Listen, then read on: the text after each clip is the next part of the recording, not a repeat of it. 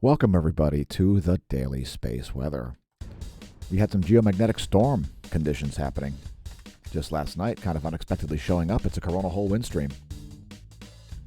Here is the source of your space weather. El Sol, Helios, the Sun. It goes by many names, and we view it in many wavelengths from the SDO.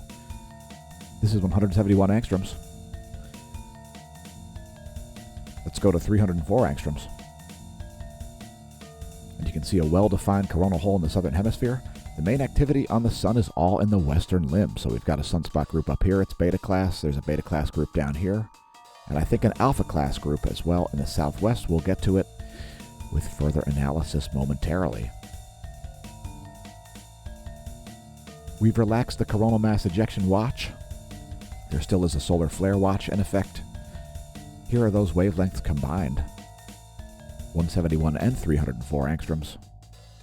And for you new viewers, those are a portion of the ultraviolet light spectrum. Just fantastic imagery, as always, from the Solar Dynamics Observatory. So here are the magnetic fields. And for those of you not versed in heliophysics, you may not be aware that stars are largely governed by magnetic fields, or there is certainly magnetic phenomenon associated with their activity, as it's very hard to differentiate between the magnetic activity and other things happening as they are happening all but simultaneously. Anyway, those sunspots, and there are 3 named groups at the moment while we made the video here. That could have changed by the time we get the video onto your screen, so let's blast through a lot more data here. The radio flux still only at 90. There's the 1-year chart of the radio flux. This black line here is the radio flux. You can see how proportional that is to the sunspot number, which is that red line. And here's the Space Weather Enthusiast dashboard. Last night's geomagnetic storm was forecasted like a few minutes before it arrived. It would be because of the high speed, really the high-density portion of the coronal hole wind stream showing up at Lagrange Point 1, the location of the ACE and Discover solar wind measurement craft. Let's take a look at seismicity here real quick. No major quakes over the past 24 hours. There was a 5.4 in China. That was one of the largest quakes. Largest quake of the past 24 at the moment was a 5.8 at Papua New Guinea. Almost missed that one. And if we do miss anything, just let us know in the comments, as we consider the videos a collaborative effort, and thanks to our viewers for sharing your valuable information and insight into things like geophysics, space weather, and more, like cosmology.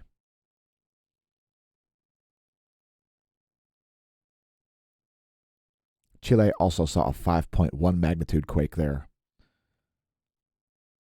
Moderate levels of seismicity here over the past 24 hours. Again, no major quakes. If you don't follow us on Twitter, we've got over 8,200 tweets. We've got an incredible photo of the closest star yesterday, featuring 100,000 individual images. But we just came here to show you the most recent activity here from La Palma, as reported by Volcano. So there is some explosive activity there from La Palma.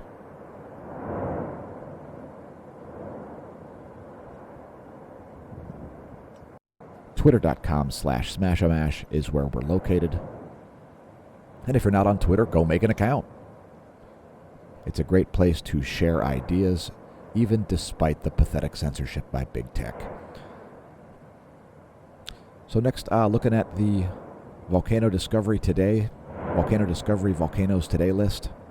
And we've got another one here on the list in the Aeolian Islands in the Mediterranean. We've got Volcano, which has had an increase in gas output and a decrease in seismicity. So perhaps doing a little bit of a harmless release of gases there at Volcano in the Aeolian Islands. La Palma has seen a record number of volcanic quakes there, almost 400. Above magnitude 2 in a 24-hour window. So lava flows continue there. New real estate continues to get made. The lava flow now stands at 1,134 hectares. As the island grows a bit larger, Suwanosejima, flight level 060, it's producing a 6,000-foot plume of volcanic ash over the Ryukyu Islands. And Kilauea on the big island of Hawaii, now showing up back on the list here, as sulfur dioxide and steam emissions are generated from the Western Fissure Vent, accompanied by lava spattering. Also, there is a lava lake filling up on the Western Spatter Cone. Fuego also exploding, flight level 150. It's a 15,000-foot ash plume over Guatemala from Fuego. Nevado del Ruiz exploding. Sporadic emissions of ash, no indication of the plume size. Over Colombia. Revenador, flight level 160 as it explodes. That's located in the country of Ecuador. It's a 16,000-foot plume of volcanic ash coming out of Revenador. Sabancaya, intermittent emissions. Nevado State Chilean, sporadic emission and explosions have produced a 13,000-foot ash plume over central Chile.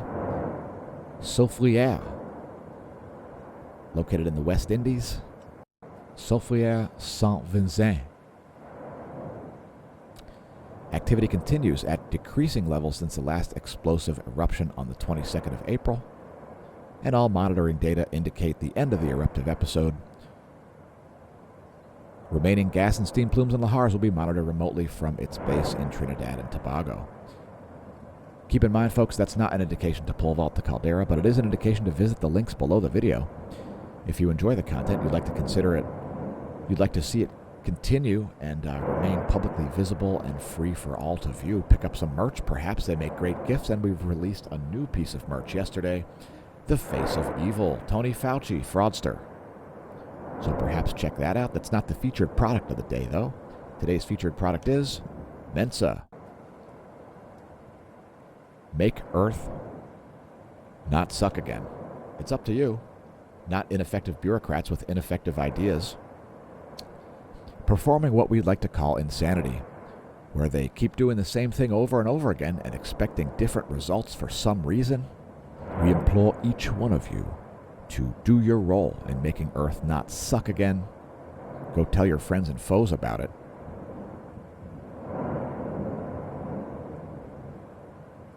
And I'm currently wearing the Mensa hat. Here's a quick peek.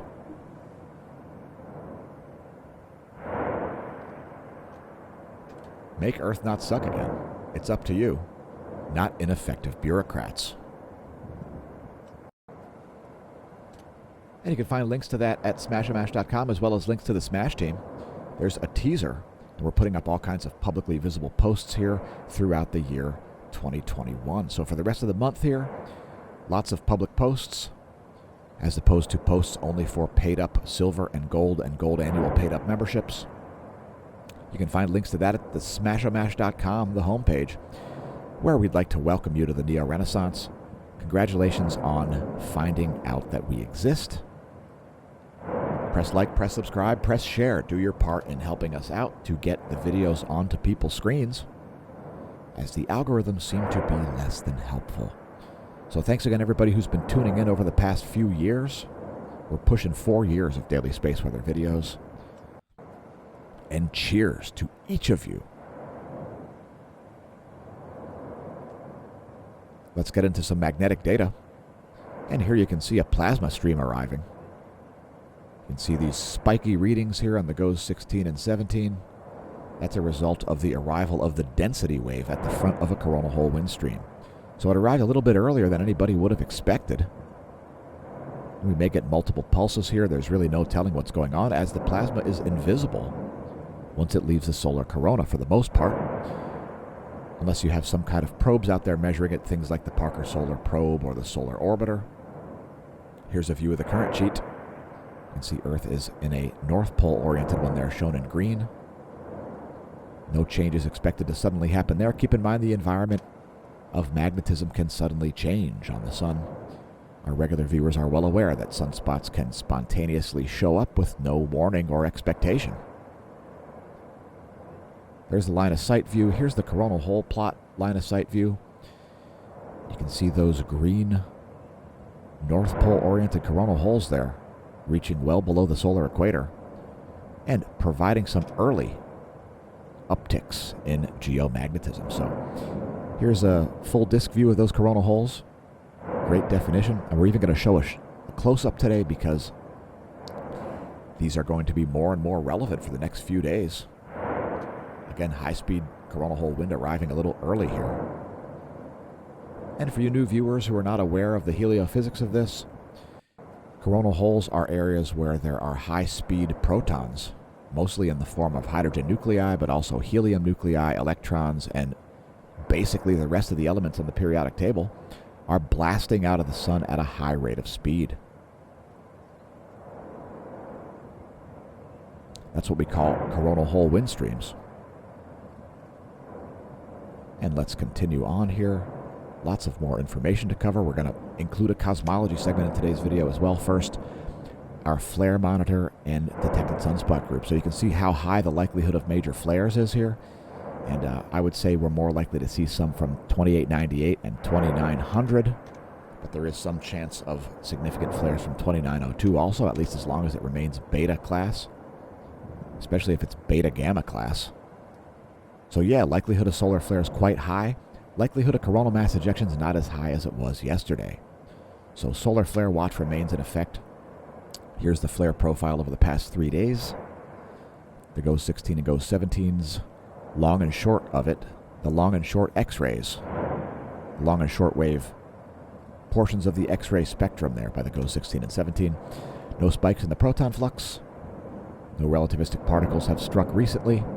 However, there was a coronal hole wind stream that showed up, so the density made it up to about 37 protons per cubic centimeter, and then it dropped down in the characteristic fashion that it does. It was accompanied with a fairly strong BZ component in the negative. You can see there the BT14 and the BZ negative 13 there. That is an environment that makes induced currents more appropriate. When the solar plasma arrives at the Earth's magnetic moment in space, induced currents are more prone to be made when you have a strong negative BZ component. And that was the source of the geomagnetic storm that lasted for just a brief period, followed by 6 hours of geomagnetic unrest. Anyway, the solar wind density shock wave has largely subsided here. Current density only 7.5 protons per cubic centimeter approximately. Solar wind speed remains elevated here at just under 500 kilometers per second. The current reading is about 494 kilometers per second, rather. So there's the KP index, a measurement of global geomagnetism. You can see that 9 hours there of geomagnetic storm and unrest just before midnight last night, universal time. Here's the current magnetohydrodynamic pressure environment from space. The units you're looking at here are nanopascals, and that's an elevated pressure there as a result of that high-speed coronal hole wind stream. A classic coronal hole wind stream. And that's showing the last 4 hours based on the space weather modeling framework. Here's the other space weather modeling framework data, or model I should say, which uses lots of different data. Remember folks, garbage in, garbage out. If you have a garbage model, you can have all good data and a model that makes no sense. These models probably do make sense. This is the ground magnetic perturbations, changes to Earth's magnetic field at the surface. It also shows you the likelihood of things like aurorae and power outages caused by that induced current. Next, here's a diagram of the solar system. Let's advance it 1 week. Here's your solar system forecast. We'll have a crescent waxing in 1 week on the 8th of December. We've also got a star chart here. We've got the moon, and I think that's Mars. The moon and Mars here, up near the ecliptic. Right on the ecliptic is Mars. And the sun will be setting in Taurus today. Continuing on, I'm going to show you the view from Lagrange point 1 here, the location of the LASCO C2 and C3 coronagraphs. Also, you got a great view of Mercury there, especially on the LASCO C2. No coronal mass ejections in the most recent coronagraph imagery. Let's do a cosmology segment. It's once again integrated into the daily space weather video.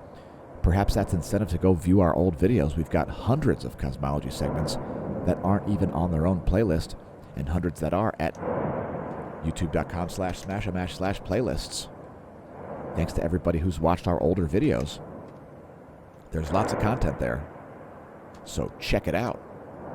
Today's cosmology segment is going to start with a random object, number 1049, at the Neil Gehrels Swift-Bat X-ray Observatory.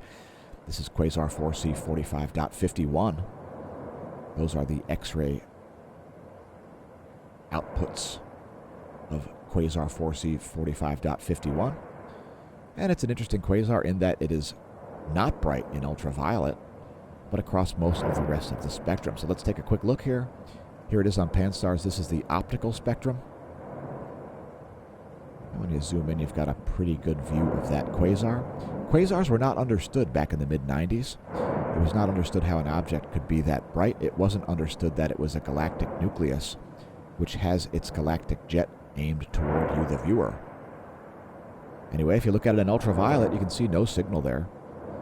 And if we come down into infrared, indeed you see a little signal there, a little bit of thermal emissions from that distant galaxy. It's all about perspective, and quasars have their galactic jet oriented toward us, the observer. That's why they appear so bright. It's also a little bit more difficult to calculate their distance as a result of this, because there's a huge jet of material in between us and that galaxy. Anyway, there we'll zoom back out and back in on Pan-STARRS. Here's the best imagery that we have for this galaxy. It's 4C 45.51, entry number 1049 at the Neil Gehrels Burst Alert Telescope. And there it is once again in optical frequencies. The astronomy picture of the day is from Chad. It's made in Chad, okay? Chad. And it's a slightly enhanced image there of the moon during an eclipse, the most recent eclipse undoubtedly. You can see Earth's shadow there, as well as the regular color of the moon, the gray regolith color of that object, many people's favorite. It's the moon. What about Galaxy NGC 70? Wait a minute. NGC 7727. It's actually probably two galaxies. And if you look at this image here, you can see the way it looks like perhaps two galaxies in the process of merging. Well, what makes it even more likely that it's two galaxies in the process of merging is that, well, this is the closest location for two supermassive radio sources at the core of a galaxy, which are in the process of merging. And there you can see actually two separate galactic nuclei there. So probably the merger of two galaxies, at least that's certainly what it looks like, as there is a massive radio source here and a massive radio source there. I'll say supermassive radio sources located in Galaxy NGC 7727. There's an article about it here on SciTech Daily, scitechdaily.com. It's the closest in proximity to our solar system, and it's quite distant. It's like 470 million light years away. And some of us have been referring to, quote, black holes and, quote, as massive radio sources since the 1990s, because there are issues between the observations and the theories as to what these supermassive radio sources are. We won't conjecture about it. We'll just let the article scroll here. If you'd like to read it yourself, head to the website scitechdaily.com. Some great images there of Galaxy NGC 7727 from the new general catalog.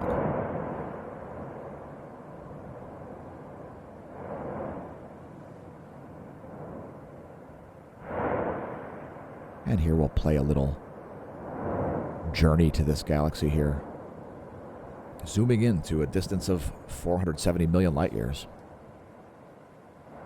It's the closest apparently supermassive radio sources being merged.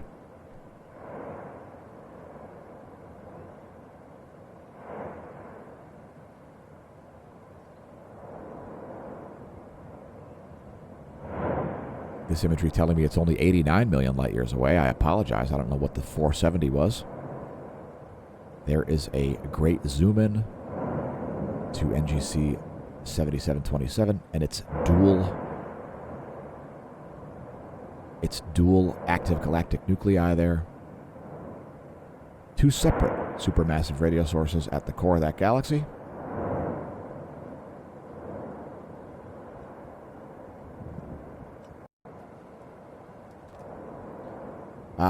And it's basically, it's 1/4 the distance to the previous record holder for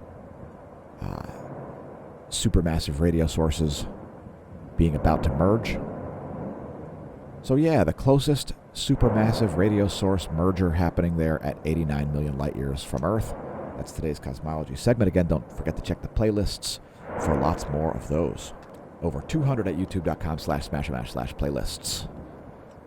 We got some charging hazards over the Central Pacific Ocean here.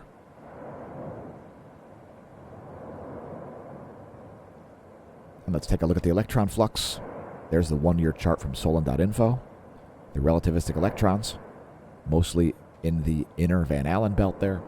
Here is the 3-day chart of the electron flux. And we must be seeing some chaos here with the onset of the coronal hole wind stream. So this is a typical thing that we see. We see a cratering of the electron flux when coronal hole wind streams arrive, and a continued decrease in the electron flux as the high-speed portion plays out.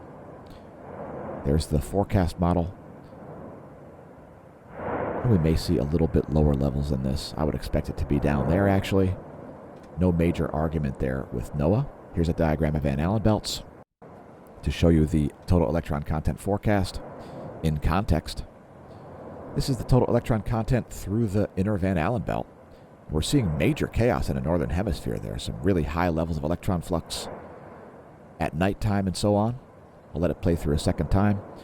The polar region there is seeing major GPS errors at unexpected times. So there you can see really high levels of electron flux over places like northern Canada, Alaska, really the North Polar region, period.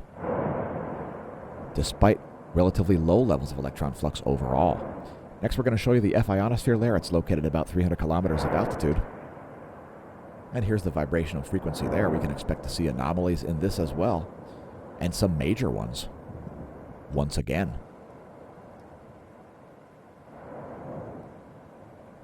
So we're going to be seeing both high and low frequency anomalies here in the ionosphere.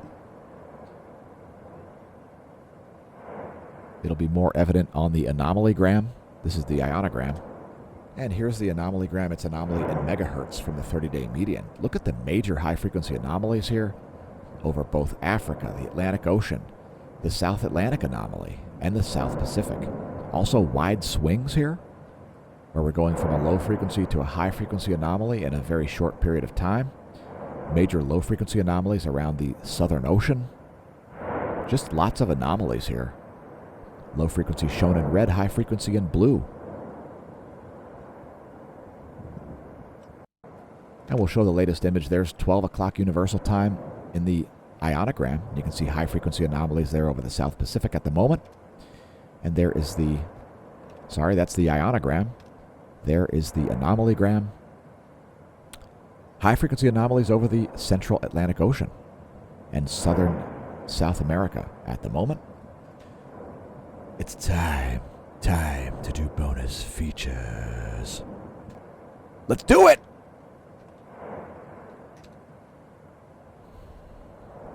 Here's the ground-based solar observatory at Cerro Tololo, Chile. And it looks like there's some activity kicking up here around the southwestern limb. Again, I think it's the most likely spot for significant solar activity. Here's the GOES 16 SUVI.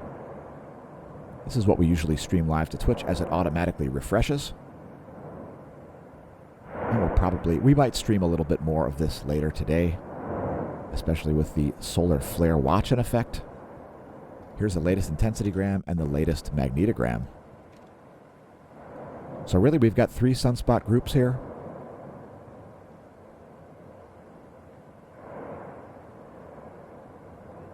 Those are the most likely to produce major flares, in my opinion, although this one is still capable as well. And there are the fields. High-res image of the solar magnetogram from the SDO. We're going to close out with some more composite imagery here. This is 335 and 94 angstroms from the Solar Dynamics Observatory. Those are both ionized iron spectra, and they show you different aspects of the solar corona. Here's a close-up of the southwestern limb. And thanks everybody for viewing. May that solar wind be at your back.